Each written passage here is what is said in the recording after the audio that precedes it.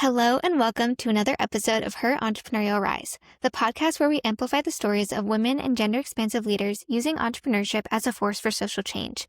Because their stories aren't just inspiring, they're blueprints for what's possible when equity leads the way. I'm your host, Kelen, and I'm honored to introduce today's guest, Adina Mangubat, a systems-minded entrepreneur, innovation strategist, and a trailblazer for critical issues like health equity and climate action. Adina's entrepreneurial journey began in the world of genomics, where she founded Spiral Genetics, a groundbreaking company that developed some of the earliest genomic analysis tools that helped build more diverse reference genomes, advancing efforts to close diagnostic gaps for underrepresented populations, and ultimately increasing equity in genetic healthcare. Most recently, Adina brought that same systems-minded level thinking to the climate space as the Accelerator director at AirMiners. There, she led the world's largest carbon removal startup accelerator, supporting over 200 early-stage ventures focused on engineered and hybrid solutions to remove carbon from the atmosphere. Her work has helped shape a growing movement of climate entrepreneurs who believe in science-backed, scalable innovation rooted in collaboration. Whether in the genetic or climate tech ecosystem, Adina's approach to entrepreneurship is about more than breakthroughs. It's about creating a future where everyone can thrive. I'm so honored to be speaking with her today, and I know her story and her unwavering dedication to using entrepreneurship as a force for systems-level social change will leave you feeling both inspired and deeply connected to the transformative potential of mission-driven innovation. So with that, let's dive in. Hi, Adina. Thanks for joining us today. Thank you so much. It's great to be here. Yeah, so just to kind of get right into it, I'm curious about your career at large. So your career has been centered around using entrepreneurship to tackle complex systemic problems, first in genomics, now in carbon removal. And so I'm curious what of your lived experience influenced your drive and commitment to building solutions that serve people and the planet. Yeah, it's a great question. I think that for me, it's just I really want to make the biggest difference that I can possibly make while I'm here. I believe very much that I was definitely somebody that had a fair amount of privilege growing up, like my parents helped pay for college, things like that. And so for me, I just think that I'm here to use my life for what is the highest good, highest impact that I can possibly use it for. And so, um, early on in my career, I was presented with an opportunity to impact the field of genomics because I met my first co-founder, Becky Dries, who was a really brilliant molecular biologist, PhD out of Berkeley. And so we teamed up, and that was the very beginning origins of Spiral Genetics. And then um, I switched to the climate side of the house because I had my first kid. And they say that kids really change your perspective, and that was very much the case for me because I just got present to the fact that it didn't really matter if we could diagnose people or have drugs that were going to treat them better if we didn't have a planet for these beautiful humans to live on. And so that's where Right. I've been focusing all of my energy. Yeah, I mean, I think that's something that I think about all the time as a student kind of I'm entering my senior year of college, and then I'll be entering the quote unquote real world and thinking about how I feel very similarly. I've been raised with incredibly loving parents, and I came from a privileged background in the sense that I've been supported all throughout my life, and I recognize that that is not the case for everyone, and I want to use and leverage that incredible opportunity to make a positive difference. And so I resonate with your story in that sense as well. But specifically with the work in the climate space, like we can't create the meaningful impact that we want to make in any sector if there's no planet for us to do that on. And thinking about the future of the next generation with children, and then with those of us that are thinking about graduation and stepping into the quote unquote real world, if there's no planet for us to step into the next chapter of our lives, there's no way for us to make that impact that we want to make. So I think it's so simple in so many ways to think about, like, that is what drives me, but I think it's the greatest internal and larger motivation because it doesn't need to be more complicated than that. We can't make the difference that we're all destined to make or the difference that we want to make if there's no place to do it. Yeah, absolutely. I mean, it is the biggest existential crisis that we have dealt with as a society at large for a very, very long time. And I really do believe that the creativity, the ingenuity, the entrepreneurial spirit is the thing that's going to cause the difference here. And so let's do it. Let's put our heads together and let's figure out how to make it happen. Yeah, absolutely. To kind of transition to or to think kind of back to the beginning of your journey and how you moved into all different facets of your career thus far. In your role as the founder and CEO of Spiral Genetics, you helped advance the use of large-scale population genomics for a more inclusive diagnosis, meaning you helped expand who was actually being represented in genetic research. Why was that important to you, and what gap in the genomic landscape were you most urgently trying to solve? Yeah. Well, it turns out that folks that have kind of more unique genetics are actually some of the easier ones to start with. A lot of our focus, especially later on in the company, were individuals with rare diseases. And if you think about it, like the landscape of a whole human genome is giant. You're talking about 3 billion base pairs per person. So what of those 3 billion base pairs are the ones that increase, let's say, my risk for a particular disease or your family's risk for a particular disease is very, very hard to pin down, especially without a ton of data of other people that are like us with a lot of medical history to go along with that and having medical history that's unified, if you will, that is similar and categorized in the same way. That it's a very, very big challenge. And it turns out that one of the easiest places to start are people that have more unique genetics.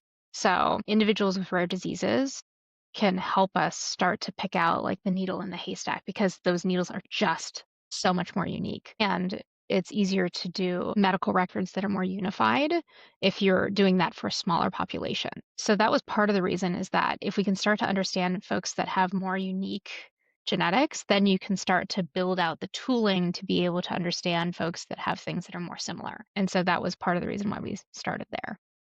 Yeah, that's really interesting. That's something that I've been thinking about a lot in terms of innovation and entrepreneurship, in that when you're thinking about solving a unique or kind of, I guess, smaller scale problem where it's somebody with a rare genetic disease or condition, that it's potentially easier to kind of start there, but there are ripple effects. So the solving a problem that exists and that's incredibly important, regardless of how many people that it impacts immediately, thinking about how the advancements that you make in that space have the potential to then create such larger impact on people across differences of race, class, ethnicity, different, like all sorts of backgrounds. And if we're thinking specifically about genetics, all sorts of different genetic makeups, that it's the innovation to the point of, I want to make diagnosing rare diseases and ensuring that we have all of the data available to make the most informed decisions regarding care and things like that. I want to make that innovation first, but recognizing that you might not even be aware of the fact that that innovation has the potential to then make the rest, like large scale population genomics for inclusive diagnosis across various diseases, even more accessible and equitable. I think it's really cool to think about the power of entrepreneurship in that way. Absolutely. I mean, this is the case for all technologies, really. I mean, Hmm. if you think about all the specialized technologies that were required for going to the moon, right? There were so many innovations that were made that have impacts on our everyday life, like the way that our swimsuits are designed for like speed, in the Olympics, things like that. But in the case of genomics, you're absolutely right. We in order to be able to provide more accurate information for those individuals that had those rare diseases, you had to be able to pick out patterns that the traditional tools were not able to pick out. And so by doing that, you're able to more accurately describe what is happening for each human being in their genomics. And that allows you to more accurately describe just what is happening, at a larger scale from a population perspective. And so, absolutely, I mean, if we look at a lot of our work, some of it was in populations where there's just a history of closer marriages, just like that's culturally how that would work. And you have an increase of rare diseases if you have folks that are pretty close in terms of their genetics having babies together. But if that group of people is coming from a background where there hasn't been a lot of genome sequencing from that population, then the traditional reference genomes are just not going to cut it. There's going to be big gaps where this is just not what this human being looks like at all. Because, not everybody looks like Craig Venter. Craig Venter is the person that the original human genome was based off of because he was the guy that figured out how to do sequencing at a decent enough scale to be able to do it. And so he sequenced his own genome. We Right. probably all would if we were the one that had figured that Right. out. But, It's happens to, recognizing, yeah, that the gaps exist, even though it wasn't necessarily, I mean, we can't speak to his intentions, but it likely wasn't his intention to exclude huge groups of people, but recognizing like this technology is available and I am the person that discovered it. Of course, I'm going to leverage the resources that I have available to me, which are myself. And that doesn't mean that I'm not thinking about, and maybe he was, but we don't know, not thinking about the repercussions of that. But then having you and your team step into the space and recognize like, oh, there are gaps here that now we have the technology and resources and drive to fill in and fix and ensure that the space of genomics and genetic diagnoses is more equitable and accessible. Let's do that. yeah, absolutely. Yeah, the more accurate we can get overall, the better for everybody. Yeah, absolutely. So I want to kind of transition into your why and kind of why you got into the climate space. So after leading Spiral Genetics, you transitioned to the climate space and took on the role of Accelerator Director at AirMiners, where you supported early stage carbon removal startups in building, funding, and scaling their businesses by connecting them to buyers interested in purchasing high quality carbon removal to meet their climate goals. Why did you make such a drastic pivot, and what role do you believe carbon removal pathways play in advancing climate justice? Yeah, pretty simple there. Had my first baby and said we gotta make sure that you have a planet for you to really live on. For me, I've always been very interested in nascent markets. So as I was looking around at the climate space, carbon removal was definitely an area that was absolutely necessary according to the IPCC reports, but really didn't have a lot of momentum going at the time Mhm. that I joined. Like there was some, but not to the scale that we need to be operating at if we're going to have that as an option. For the listeners that are out there that might not be that familiar with carbon removal, there's two major things that you've got to do with regards to the climate. The first one is you got to stop emitting as much carbon dioxide. And then the second is that you've got to remove some of the carbon dioxide that's been released already and store it permanently. Analogy that the folks in the carbon removal world like to use is kind of like imagine the Earth's atmosphere as like a bathtub, right? You've got the tap on, and that is the CO2 that is filling up, right, the bathtub. Obviously, the first answer would be we should just turn off the tap so it doesn't overflow. But barring that, you need to take other actions, and the other actions are pull the plug, like pull the drain, right, such that it goes back down, or um, get some towels and wipe up the mess for the overflow. And so carbon removal is that pulling the drain and getting the towels to wipe up the water that's fallen on the floor. And so it turns out that as a human society, we have not been fast enough to just turn off the tap. We have been emitting more and more and more carbon dioxide every single year, Hmm. even since the Paris Climate Accord was signed. And so the models for the IPCC say that we have to be able to remove 10 gigatons of CO2 from the atmosphere every year by 2050 if we're going to be able to deal with and clean up the mess that we have made. So carbon removal is absolutely necessary and needs to be scaled, because if you look at just like that gap of 10 gigatons a year versus like what has been done in the entirety of human history for carbon removal up until this point, we're probably talking on the order of a couple 100,000 tons versus 1 gigaton. Or sorry, 10 gigatons. It's a huge gap that we Right. need to fill. And so that's why I was focused on that area for a while. Yeah, I'm such a visual learner, and so that analogy of the bathtub makes so much sense. And I think that it's a way to, because I think, and I really appreciate you providing more context about, what is carbon removal for those listeners that aren't familiar, because I think as somebody who might not have any knowledge about it, just hearing carbon removal, it's like, what does that even mean? That sounds very abstract. That sounds potentially like scary of like, what does that mean for all of us? But I think that analogy of the bathtub makes so much sense that, of course, in an ideal world, we would just stop emitting at the rate that we are. But like you mentioned, we have been increasingly emitting more and more carbon dioxide every single year, even though we know from the IPCC reports that that's detrimental to the health of the planet and people. And we know the impacts of it, yet we're continuing to emit. And that should be the first and foremost priority, that we stop doing that. However, recognizing that if that solution is not available to us, we have to take other action and we have to take it now. And carbon removal is a viable pathway to do that, whether it's unplugging the drain or, removing some of the water to make sure that it doesn't continue to create a mess on the floor or the, proverbial earth around us.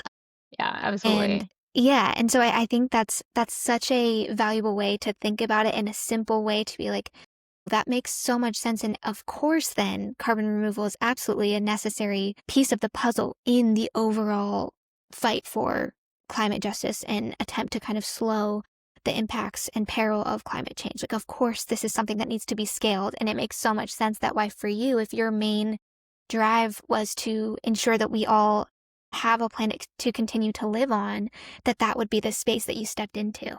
Yeah, absolutely. I mean, it it is a very, very complex system, right? Like, it's very simple to be like, just turn off the tap. But it's like, okay, but that's really complicated, right? Like if you look at all of our energy systems, all of our building, all of our food, you can't just stop making food. You can't just stop building buildings. You can't just stop using energy. And there's so much effort being put into decarbonizing. Like that's all of those things that I just described. Like, how do we have more renewable energy and lower carbon footprint in terms of our food and lower carbon footprint in terms of our building materials? All of that stuff is decarbonization. That's the umbrella term for that.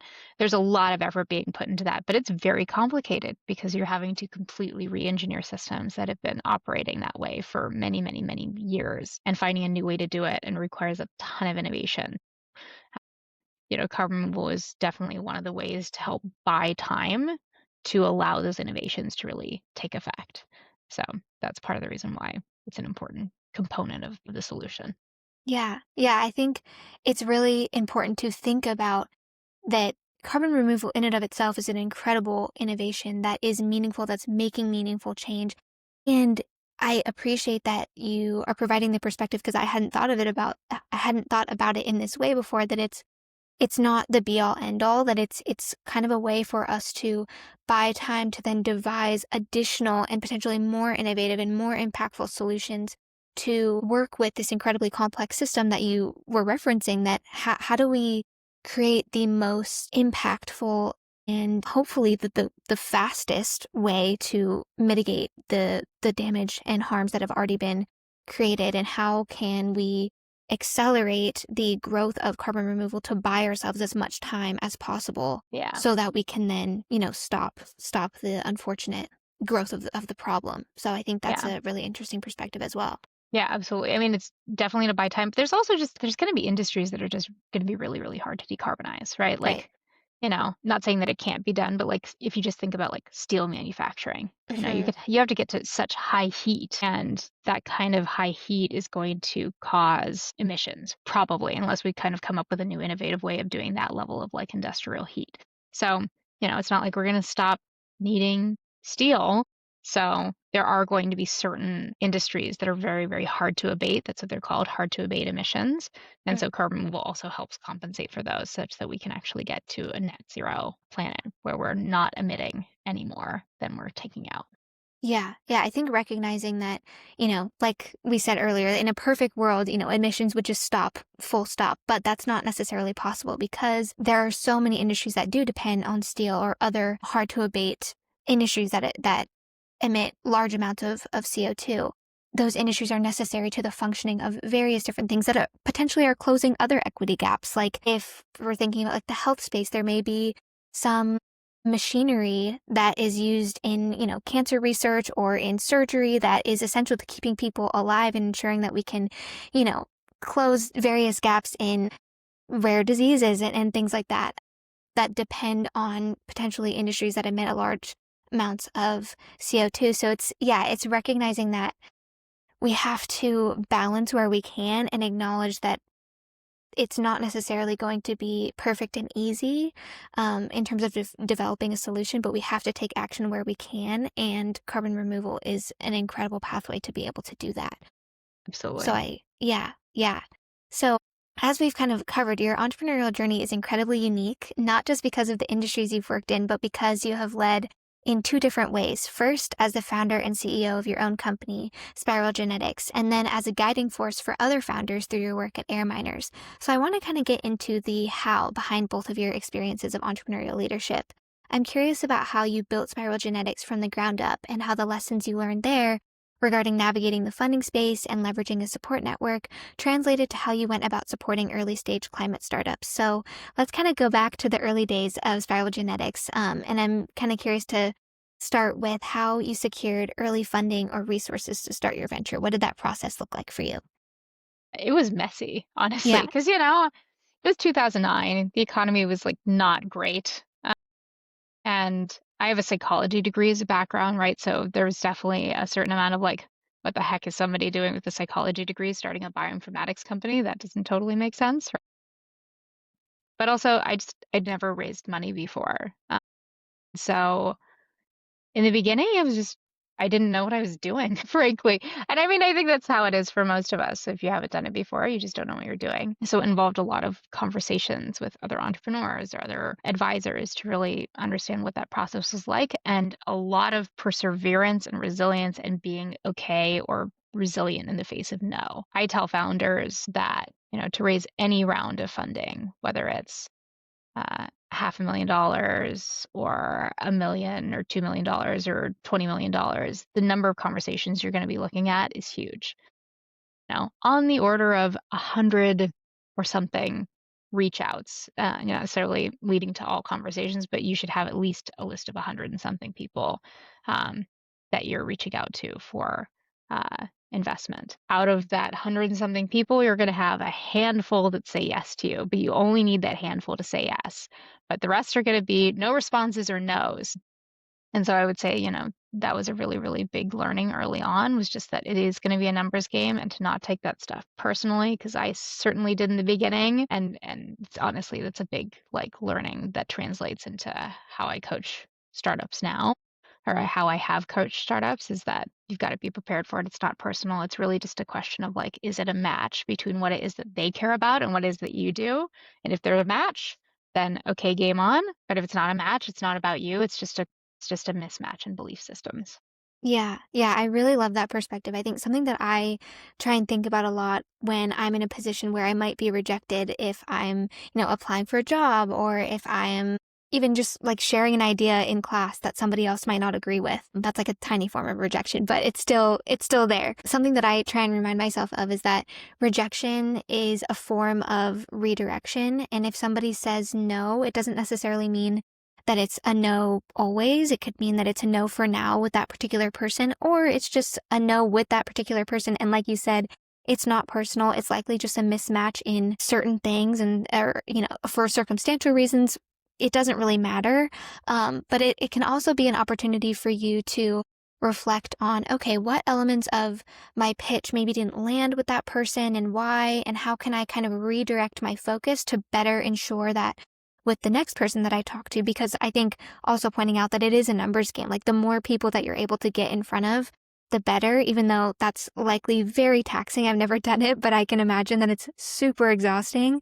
But putting yourself in the best position to get that feedback, even if the feedback feels detrimental because it's no after no after no after no, recognizing that, like, okay, it may just be it's a mismatch full stop with these individuals, or it's an opportunity for me to reflect on the fact that there might be something that I need to tweak so that when I'm showing up to my next number and next group of people that I'm presenting to, that I am coming with the most confidence, the most information to provide them so that they actually understand what I'm trying to do and what I'm trying to say.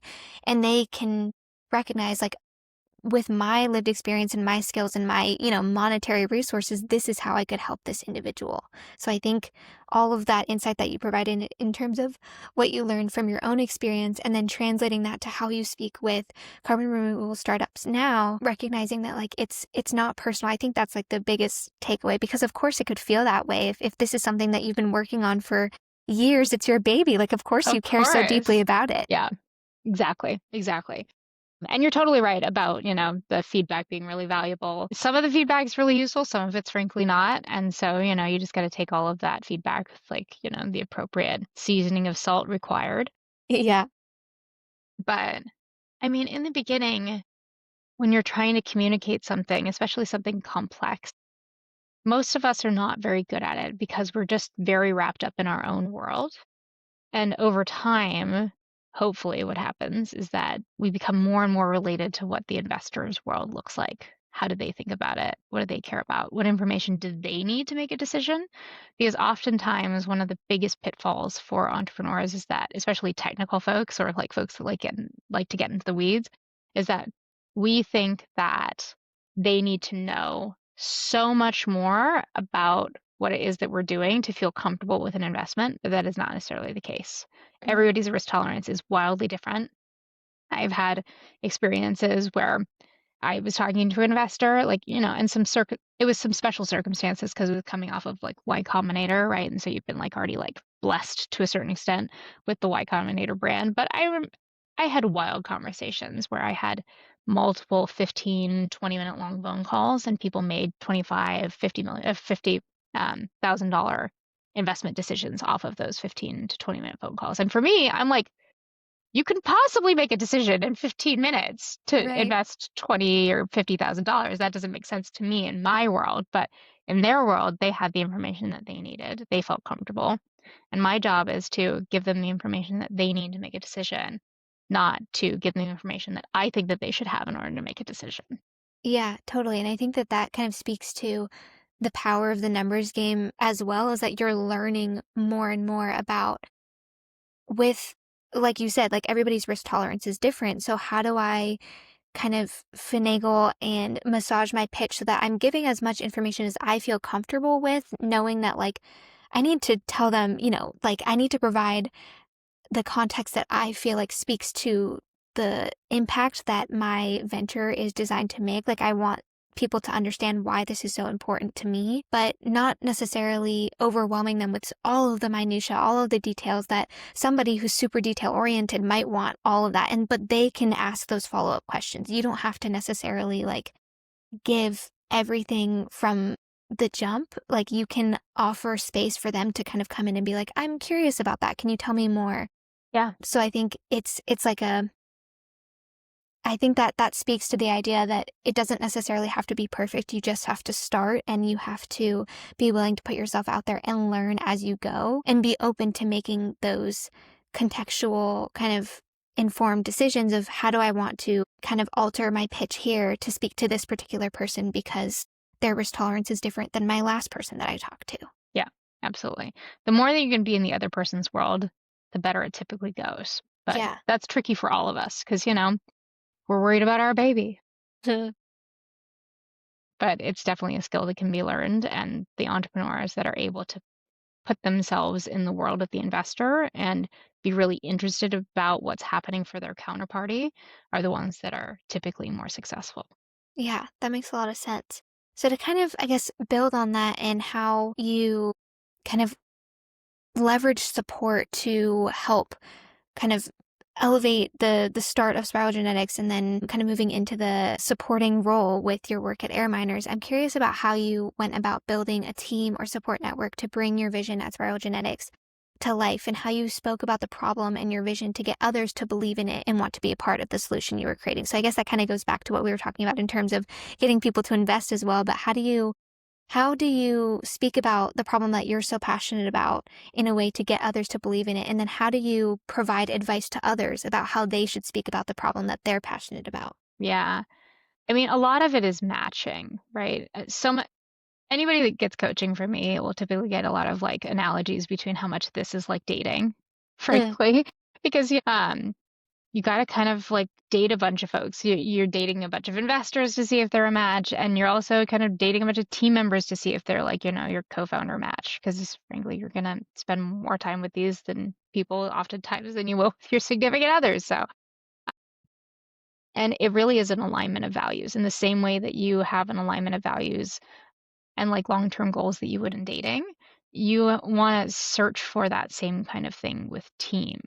Right. So, in dating, eventually you're going to get to a conversational like, is marriage a thing you want to do? Or are kids something you want to do? Or do you want to live in this place or that place? Or all of that kind of stuff. You do the same thing when you're building a team, right? Like what is just slightly different questions. Like, do you want to be a venture-backed startup, or do you want to do this kind of more like, self-fund bootstrapping? Because those are very, very different futures for a company. What are the things that you really value?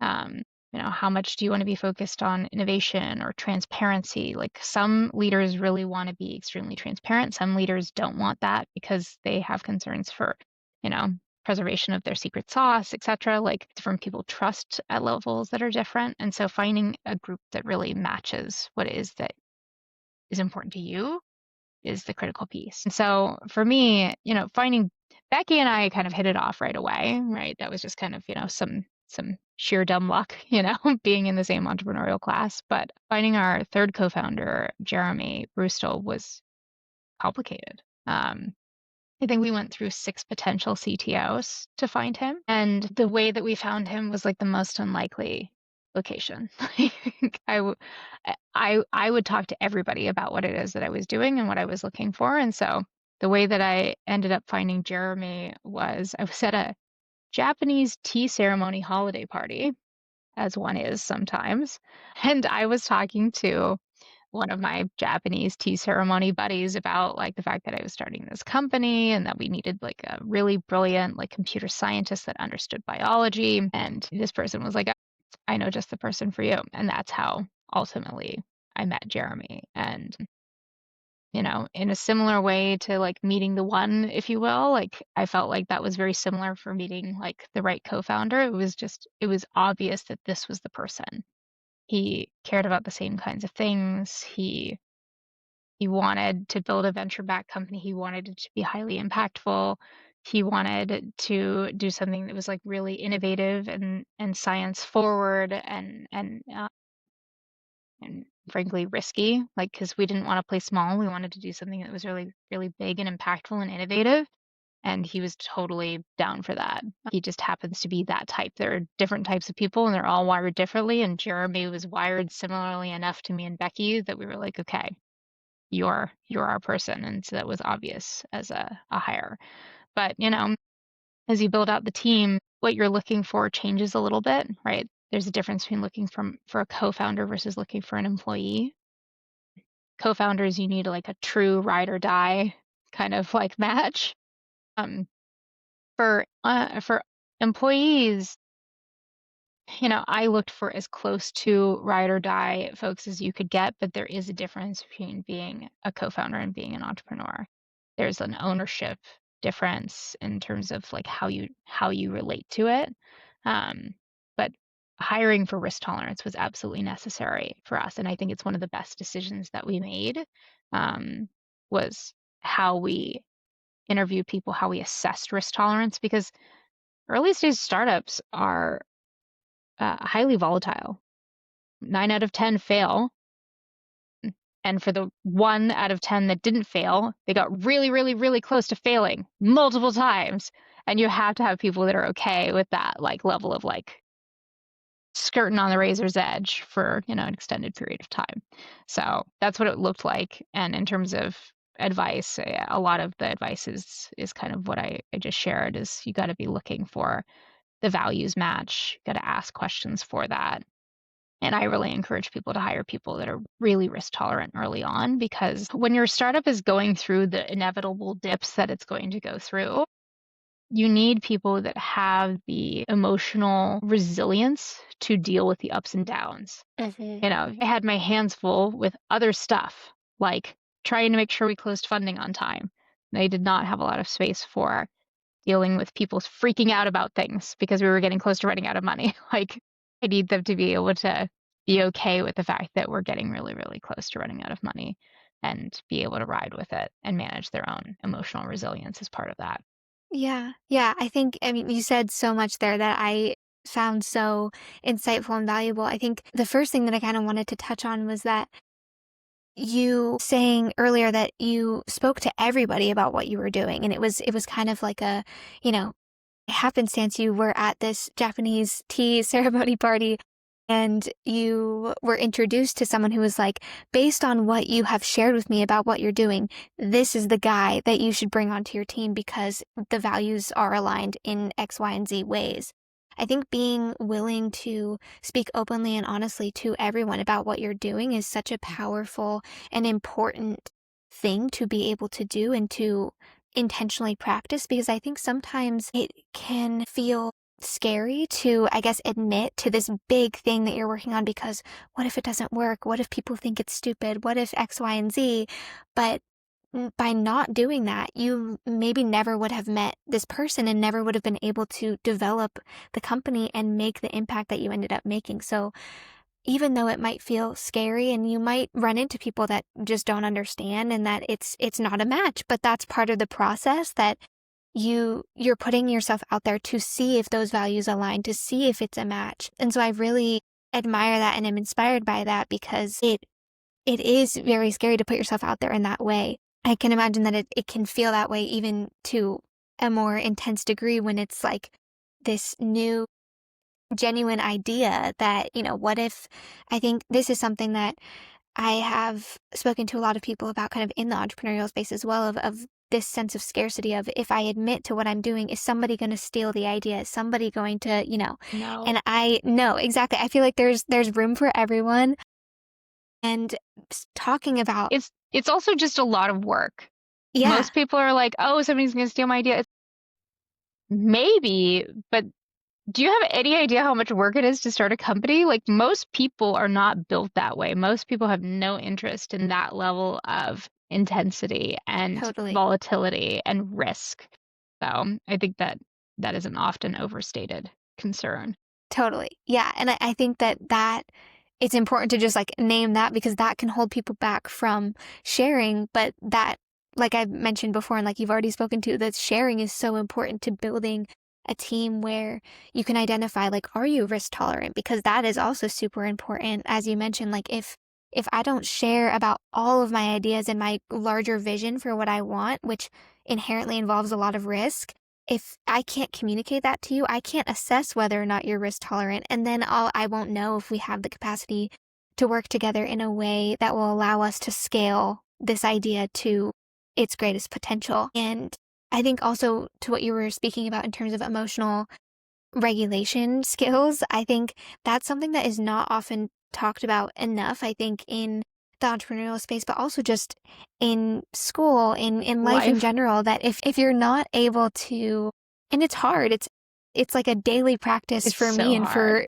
so many of us, that it's something that as you move through different phases of your life, your emotional regulation toolkit is going to look different. I have a running note in my phone of like my emotional regulators of like, okay, right now these are working. This one isn't really working, but I'm going to keep it on the back burner for when maybe in a couple months it'll feel like more useful or aligned for me. And so recognizing that having a team where you can emotionally co-regulate and support each other, but also know that it's so important for each individual to be able to manage their own emotions, so that when you come together as a team, I'm good and I'm focused. I'm working on this, you're working on this, the other co-founder is working on this. Like, we're all doing our own thing for a collective goal. And one of us can't be having, a meltdown about something that the other person doesn't have the capacity for, because there's so much risk involved in this early stage startup environment. Absolutely. Absolutely. Yeah. Yeah, if there's internal fighting, that's bad, right? Because there's Right. there's so much of a fight out there. Like, we got to focus all of our energy out there, not like in here. Yeah, Yeah, absolutely. totally. Yeah. So to kind of wrap up, you've offered so much insightful advice already, but I'm curious what advice that you would offer to someone with an entrepreneurial mindset and desire to do impactful work and make a change in their community or field. Go after what you care about. There's going to be a lot of good reasons why you shouldn't, right? That people will come up with, right? I had a psych degree and have a background in genetics, then did genetics for 13 years and have a background in climate. There's a whole lot of reasons why you couldn't do something, but I would say if you're willing to just be curious and put yourself out there and pursue what you're passionate about, that gets you a large chunk of the way there. Not all the way, but it gets you a large chunk of the way there. And I would say Yeah. the other thing is know your risk tolerance. Not every person is an entrepreneur, and that's okay. Mhm. Um, you got to be okay with risk. But For all the students that are listening out there right now, I would say one thing that I offer is your risk profile right now is one of the lowest it's ever going to be in your entire life, right? Totally. I I have kids and a mortgage and all sorts of stuff now, right? So my risk tolerance is lower than it once was, before I had like a lot of those things. But when I was a student, I had a car payment. That was about it. So, don't think that you have to have a bunch of experience in order to go after what you want. You can go after what you want and get the experience along the way. Yeah, I love that advice because it's simple, but it's tangible in the sense that I think I've had this conversation with a lot of peers recently in that we're graduating with degrees that we are so passionate about and excited about. And there are new and exciting, problems that we're curious about solving, but we don't have a business degree or we don't have a XYZ degree. And so we think that, oh, that work is not necessarily for us. But with that advice in mind, that you don't have to have all of the quote unquote perfect credentials to start. If the passion is there and you are curious about it and you want to go after it, do so and ask questions. Be curious about, okay, with the skills that I do have, where can I start? What can I do now? And how can I gain experience along the way? And how can I take little risks along the way, recognizing that I'm in a space in my life where I have just, graduated from school and I have such a great, big, beautiful life in front of me. How do I want to spend it? What do I want to do with it? What can I do with what I have now? And what can I continue to learn along the way to make the impact that I want to make? I think, yeah, it's such incredible advice and something that I'll definitely be taking with me into this next phase of school and beyond. Yeah. So really, before we bring this episode to a close, because we've, covered already that your entrepreneurial journey is very unique, I'm curious to know what's next for you. What's the next challenge or opportunity that you're excited about pursuing? Yeah. I'm turning my attention to power, to energy generation. As I got deeper and deeper into the carbon removal space, like one thing that was clear is that access to large amounts of renewable clean energy is going to be critical for being able to have a lot of these carbon removal technologies thrive. And if we can solve for baseload power, that actually solves for many, many things. It solves for uh, I think it is the key to climate because if you look at energy carbon emissions, it's a huge percentage. It solves for large scale carbon removal. It also solves for things like water access because then you can run desalination plants without worrying about fossil fuel impact or do large scale greenhouses, food equity. I think that it really impacts equity across the board if there's access to large amounts of clean power. So I'm not exactly sure where in the baseload power space I'm going to play yet. I'm talking to lots of companies, but my intention is very much to play in the power space. Yeah, it's exciting to hear how you're thinking about baseload power as a lever for so many critical systems. What really stands out to me about this next chapter of your career is a focus on workability, or this kind of idea that solving for reliable, clean energy isn't just about reducing carbon emissions. It's about creating systems that function effectively across society and ultimately make life more equitable for everyone. I think you were kind of speaking about this idea broadly, that by focusing on workability, you're looking at solutions that are implementable, scalable, and capable of generating real world impact. So access to large scale clean energy doesn't just reduce emissions, it makes water systems, food systems, and industrial processes like steel, like we were talking about earlier, or greenhouses more workable in a way that benefits communities broadly and equitably. By ensuring that access to clean, reliable energy is available for these various industries that are hard to abate, like we discussed earlier, in terms of producing lots of emissions, those systems then become more workable because those systems and industries are necessary to various processes for day-to-day life. So, like we mentioned earlier, we can't abandon them, but we have to make them more workable because we can't abandon them. We need them, but we need to make sure that they're not causing further harm. So this idea of solving for baseload power in a way that's reliable and clean it creates that kind of workable ripple effect that if we make that piece more workable, it will allow broader systems to work for more people and work for the planet.